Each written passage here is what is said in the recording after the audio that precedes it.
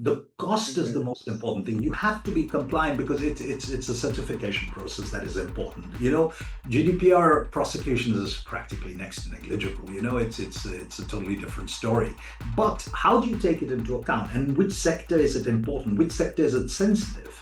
And obviously the big thing that is going on right now with all the it's very interesting you mentioned Zoll, because you've seen Google flying in very quickly to start its data center now. But these are all playoffs, mutual playoffs. And if you notice, the Europeans produce GDPR, but they haven't done very much in the other sense of producing what are the players on the world playing field right now, whether it's in AI, whether it's in Google, who have their own India angle, correct?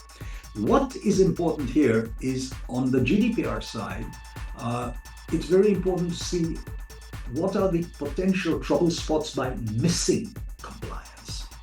That is the most important thing. And obviously, many small organizations don't care. The big organizations are coming in. What is happening, of course, they're bringing in their practices from India, from the consulting companies, the big four, who bring their teams in who know the GDPR story.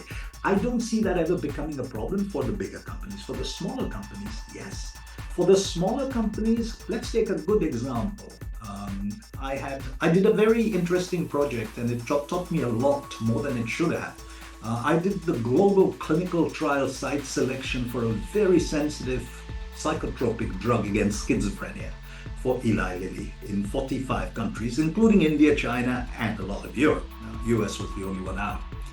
What I noticed out there was very interesting is how much closer the Indian mindset is to the Europeans than either is to China.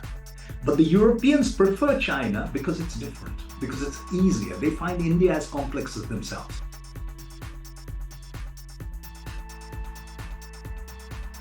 Like and share this video, and subscribe now to Global Eye Intelligence for all the latest global conflicts and updates.